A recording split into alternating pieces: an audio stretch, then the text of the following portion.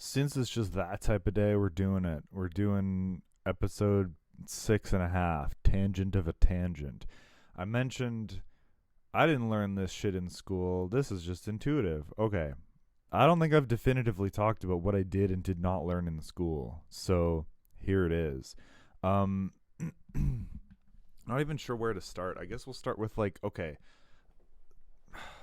songwriting, chords. When you're going to write a song, you either start with chords and lyrics and you work your way through. Well, I went to classical music school. So your typical 1-5-6-4, 1-5-4-6 progression, even just like a 1-6-4 progression, wrong and illegal in classical music. So immediately those, unless you specifically took a pop course, which was not offered for me, right off the bat, I didn't learn that in school. In fact, I unlearned it from school, because that doesn't follow traditional classical harmony. Okay, so no lyrics. Fuck no, of course not. We're doing classical composition, nothing ever to do with lyrics. Okay, production, no. There was one course that I had which was not mandatory, which got into the recording process for classical instruments. Okay, that was an elective that most people did not take, and that was basically just one professor thought, hey, maybe these kids should know something about how a recording studio works. So he set us up with Harrison Mixbus 4, which is as close to analog as you can get, and I mean that in the sense that that is the most boring DAW of all time, and I'm surprised I don't use it. And it was extremely basic. It was mic positioning. It was, here's how to cut a track in two places to move the volume down. Not even automation. We didn't even do automation. We just edited volume down in a stereo recording. And that was it. So mic positions for guitar and piano. Yeah, guitar and piano only. Maybe a woodwind instrument. And then that level of editing on a single stereo track or two mono tracks. That was it. Okay. So arrangement. We were not allowed to compose for anything that we couldn't have played in real life. So everything you hear in the design abstract, no, that stuff was not even close to being touched in school. I did arrangements. For example, what did I have on hand? Somebody who could play marimba, guitar, and I think that one had voice, string quartets, right? Piano arrangements. That was the type of thing we were writing for. And yeah, you might be thinking, oh, but you don't really have that stuff in your music. No, because I fucking suck at writing for piano, but that's what we did. Not only that, but we were not allowed to use traditional major minor harmony. The logic was, according to our professor, that's already been done. Mozart has been done. Beethoven has been done. You can't do better than that. Therefore, we are writing exclusively post-tonal and atonal music. You might think that seems weirdly impractical. And yeah, it is, because that course, the whole thing, the degree, it wasn't for writing for film or writing for game or writing for death metal, right? It was to put you at the forefront of contemporary classical music, which right now all sounds like shit ass.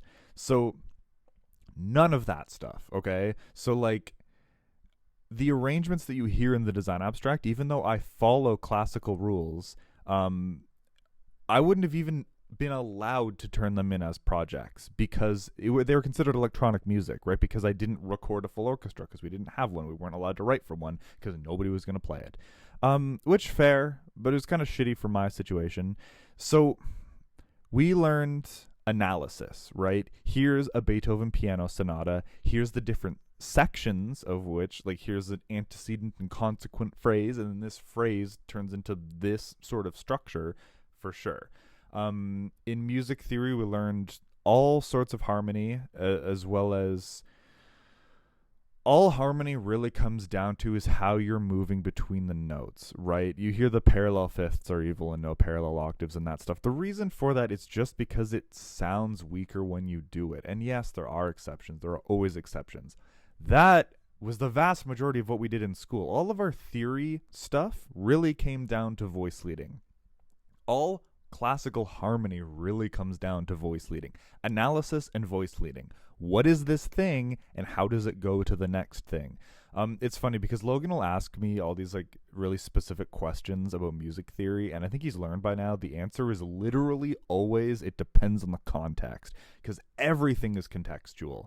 And for sure that we learned that in school, but how to apply it to my music, that was entirely me. I was sitting in theory class, not taking notes because literally it would all just go into my brain permanently. And then I would rush home and apply it to the music that I was working on. But those weren't projects. Like the bridge of Emanate sounds that way because I was in year one music theory and I was really excited. And like, that's what it comes down to. And the arrangements in Deus Ex Machina sound that way because I was through year two of music theory and like it sounds different. It sounds less fun. We're getting into the weird shit. And that's cool. I like that. But like anything to do with the production, okay? Any of the drum production, the guitar production, literally anything outside of orchestral arrangement, I didn't learn in school. That's just self-taught. Just because it is. In composition, they did try to go over like, okay, here's a violin, here's the comfortable range, here's the extreme range.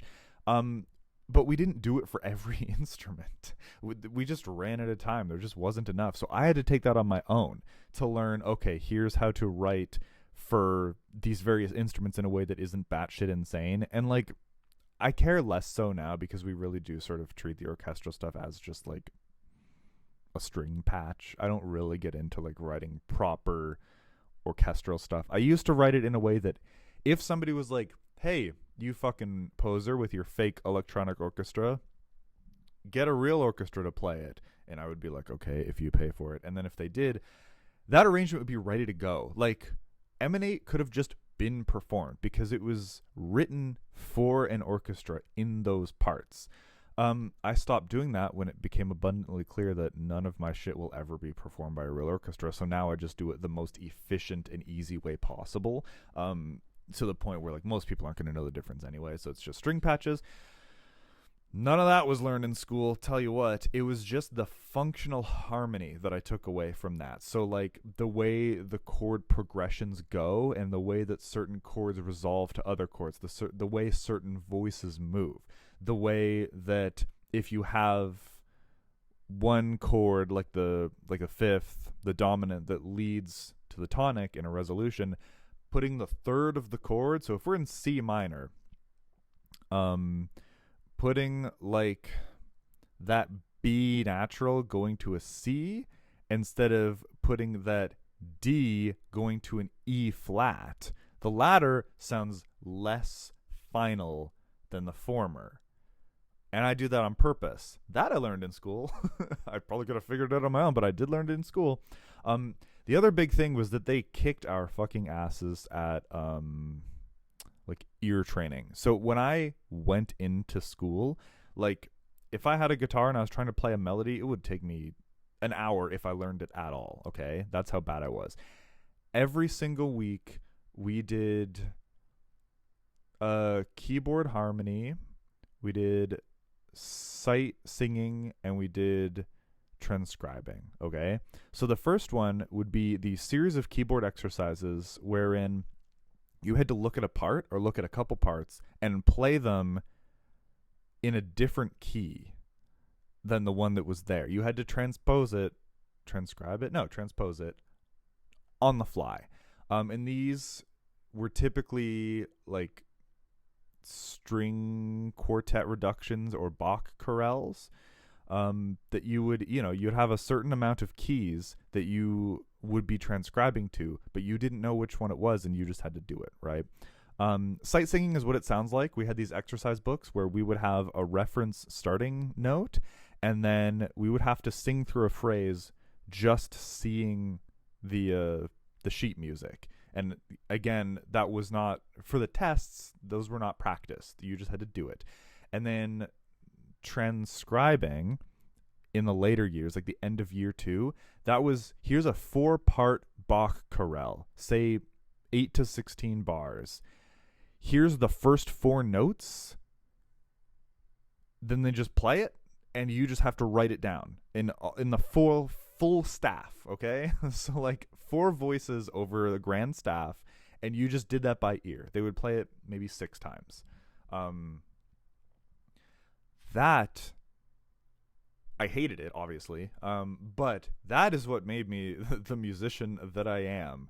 I had no idea how valuable that was, but like that was the shit that really shaped it. Not my music, but like me as a musician, because I've never been good at any particular instruments, but having that amount of technical ability really just changed everything. I mean, now that's not what I'm like known for, but it's a ridiculous tool, because yeah, Logan will just play something on guitar and then forget it for 2 months, and then when we got to record it, like I can sit down and map it out on synth in like under a minute, or like, well, it depends on how long it is, but you know, very quickly. And that's because of school. That I did learn in school. But like all of the orchestral arrangements, all the way that I like, you know, the way that I use French horns in a specific way, and like the way that I write my strings to sound really big and film score-ish and dramatic, not school at all. That's just me. And the only thing that school contributed was those specific harmonies, like the way that I can make it sound more classical, or the way that all those parts just seem to perfectly fit together. That's all classical harmony and voice leading. And that is probably the biggest aspect of music theory, but that's really the only thing that school did. It did not cover production whatsoever. It did not cover songwriting, because again, the typical pop progression is an affront to classical music because it breaks so many rules. So none of that shit was covered at all, which means that the majority of the stuff that I've written to date, like for Abstracted Records back catalog, 80% of it, if not more, probably 90% of it, breaks classical rules. So all I took from school was picking and choosing the rules, right? Which ones to break. Because that's the thing, is design abstract string orchestral parts will follow classical rules as much as possible over top of chords that don't follow classical rules. Because, like, you know, we're trying to be a somewhat contemporary metal band, and so our choruses are going to be 1-6-4. That's like the metalcore progression. It's like a modification of the like 1-5-6-4 is just 1-6. We don't touch the 5. 5 sound weird in metal. And so I'll pick and choose that. So we'll have a progression that just cycles 1-6-4, and then you know shit's going to go down when it does go to the 5, and not just a normal 5, but it'll be like a 7th chord, and that a major 7, or not a major 7th, a dominant 7th chord, which means that the 7th scale degree in that scale is being raised to the natural or whatever, so it's a semitone away from the tonic, and it makes a way more final cadence, and that's when you know shit's going down in the design abstract. So it's kind of interesting. I'll like cycle through a pop progression, an illegal pop progression, and then the last time around when stuff needs to mark transition, I'll make it follow classical rules just for that. Obviously I learned the classical rules in school or before, but doing that was just me. That was just learning. And then of course in school we also had instrumental stuff. Like you have to play an instrument. So I started with percussion, and then I switched to voice. Now, interestingly, doing 2 years of classical voice, no, it was more, because when I started school, I actually started taking lessons privately while I was still a percussionist. And then I realized, could I transfer? So it was more than 2 years of classical voice. That definitely made me worse at singing what I do. I think just this year I finally unlearned enough classical to be like a decent rock singer. So it had its advantages, but not for what I was doing because my voice did not sound contemporary. It didn't really work very well, and that's largely because of the classical that I learned. I think it actually did more damage than good, except for breath support. Breath support's good. That's about it. Learned that in school. Uh, yeah, and then of course electives. I mean, me personally, I just took philosophy because I fucking loved it, but that's a whole different thing. I just, for whatever reason, it really bugs me when people were like, "Oh yeah, well you must know all this because you learned it in school." One of the most insane things was like someone mansplaining to me how a fucking tube amp works and how like the ohms like from the thing, like the amp have to match the cab, and dude's like, "Oh, but you probably learned all this in school." Like, sir, this was a classical music course. I was not instructed on how to hook up a fucking half stack guitar amp. Like, what do you think happens? Fucking hell, man. I was like one of the 3 people there who listened to metal. And that was, that was weird. So yeah. Obviously, like, music history was interesting, but it didn't directly influence my writing. Music theory influenced my writing way more than composition, because I've said what my composition classes were like. They had to be post-tonal. They had to be arranged for what the class could play, which severely limited the amount of instruments. Did I learn nothing from the composition classes?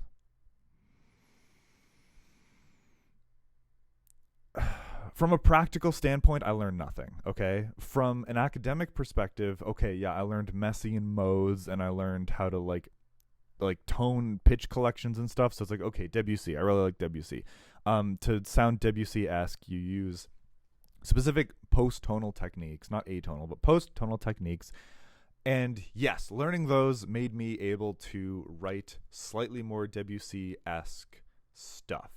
That only applies to Debussy type music.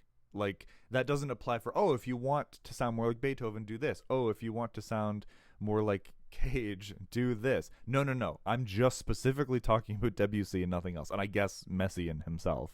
So like weird pitch collections or like weird scales. So it's like, major minor has 7 notes in the scale and then the octave, right? So it's like, hey, if some fucking piece of shit was ever like, hey, what would it sound like if instead of like whole, half, whole, half, it was like half, whole, half, whole, half. Like, would that sound good? No, it would sound like fucking shit. Well, good job. That's a Messiaen mode, because every combination of whole and half tones that sound like garbage ass, it's a Messiaen mode. Is that practical or useful? Fucking no, it isn't. So, the only real thing that I learned in composition class was these are the techniques for post-tonal music that makes Debussy sound the way that he does. Everything else was in music theory class, because of course, in music theory class, we're talking about music that sounds good because we're analyzing Mozart and Beethoven, and I guess it's like sometimes Wagner. Oh, all the way back to Bach. We do a lot of Bach, obviously, but all the big ones, Schumann, everyone. It was all more or less equal. A lot of Beethoven and Mozart, though, which you'll note is tonal music. So we're learning all these techniques. Now, I guess like later into music theory, eventually you run out of chords, right? Because you run out of scale degrees, because everything is just like, all you got to do is learn every single chord in one key, and then it just shifts, right? Because like the functional, whatever, you know how keys work. So, you learn the diatonic chords, and then you learn the non-diatonic chords. So like if we're in C minor, like we always are in examples, then it's just like, oh, what happens if there's a chord built on D flat, right? And it's just like, oh, well, that's the Neapolitan chord or whatever. And there's like little weird things that basically we covered every single iteration of what you can make a chord in a scale. And then it's like, oh, well, then what's the rest of the course? Well, the rest of it is then wide, huge analysis. We're talking like hundreds and hundreds of bars of a piece of music and analyzing the structure. Cool. Not really applicable for metal. Though I did it a little bit in technotheism, and it was just way too confusing, right? Because like normal people do not listen to music with this overarching 8, 12, 15 minutes of music that's just in the back of their brain. And it's like, oh, they brought back, like, no. There's some people, but not in not in the same way that classical people do.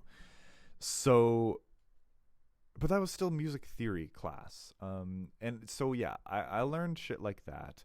But as far as like knowing where to put a French horn in the context of strings over top of guitars, like, no. That was just experience. That was just listening to Dimmu Borgir, and shit like that.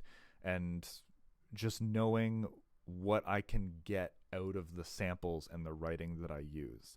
There's a reason that I don't use choir in hardly anything, and it's because my samples are just less good, because nothing really sounds like a human voice. And since it's not going to be arranged for that, I'm not going to use it. And I don't like Epica's sound of like the weird church sound. It's not really my thing. But there's two factors, and that's one of them. My own limitations with my own software. Because my composition teacher wasn't wrong when he said this is electronic music, because it all comes from a computer, and so you have the limitations of that.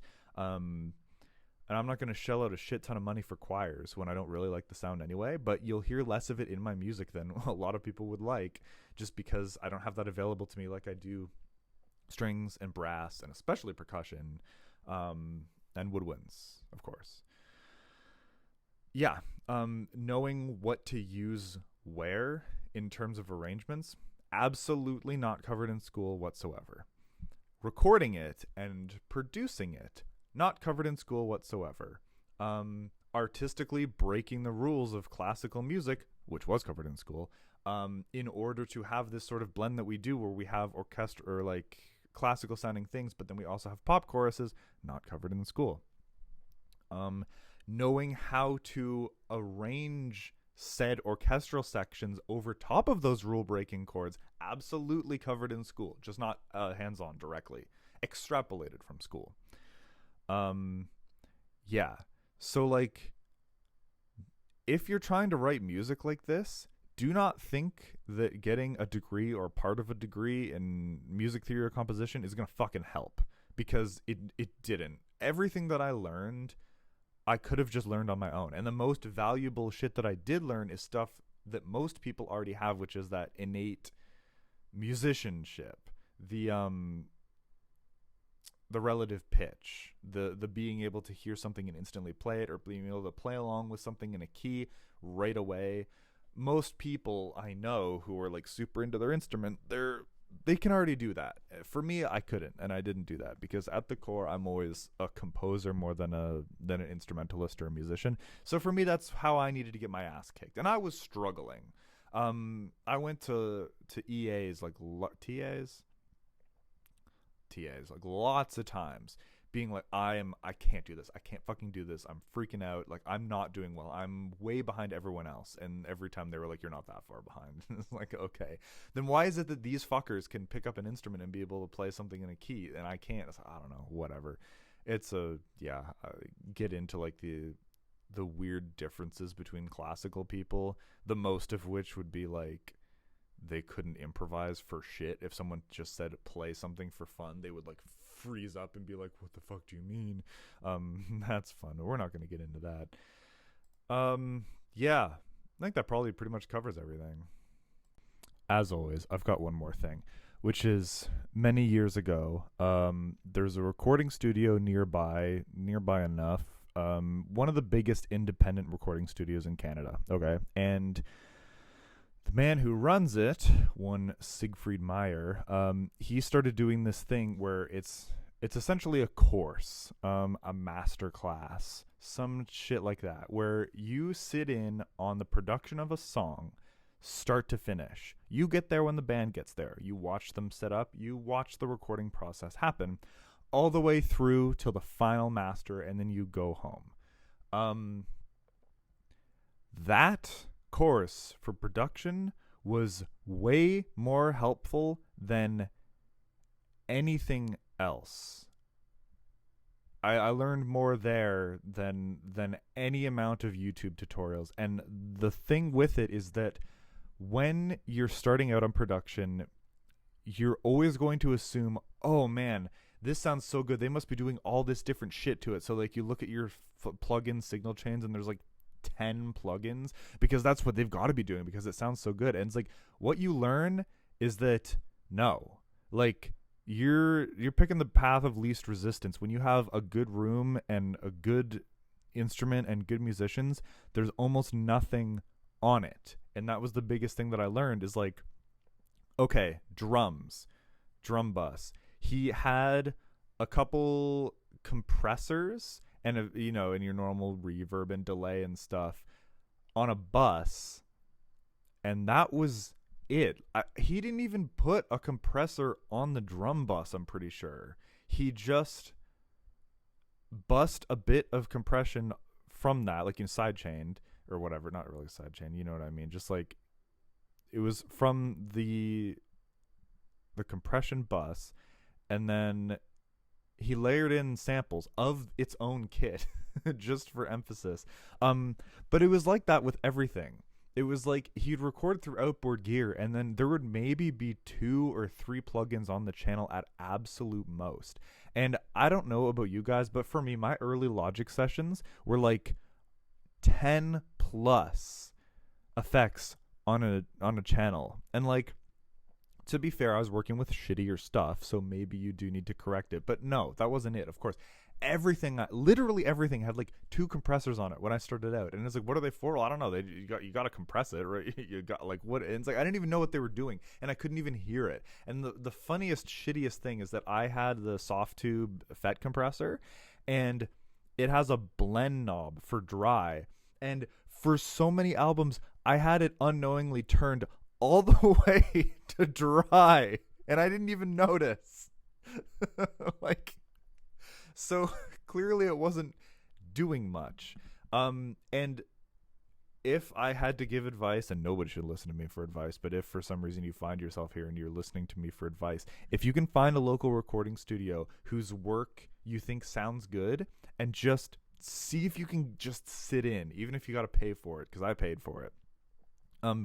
Seeing his process did more for me than any amount of YouTube tutorials. And whether that's that the people on the internet are stupid, which is probably not the case, or that you could see it in the context, I think it's that one. Because the biggest thing I found with like people who self-taught music theory is that they know all these crazy specific complex things, but they don't know how it actually just applies to normal music because that part isn't covered. Whereas watching a professional go through all the steps, it's just like, okay, yes, here's how to bus compression and bus reverb, but here's why. Here's the context of a mix where you're getting the whole thing. You're seeing it start to finish, and maybe some of these techniques wouldn't apply to something else, but for this, it does. That was infinitely more helpful than anything you could learn on the internet, and that would be my advice if you want to do the type of thing that I do. It was way more valuable than from a practical standpoint. I'm a theory nerd, so if we're ignoring the theory nerd academic shit, from a practical standpoint, that 1 or 2 days I spent in that recording studio were way, way more valuable for what I do day to day than the entire fucking chunk of a music theory degree I have from like an established university. Yeah, figured I'd add that.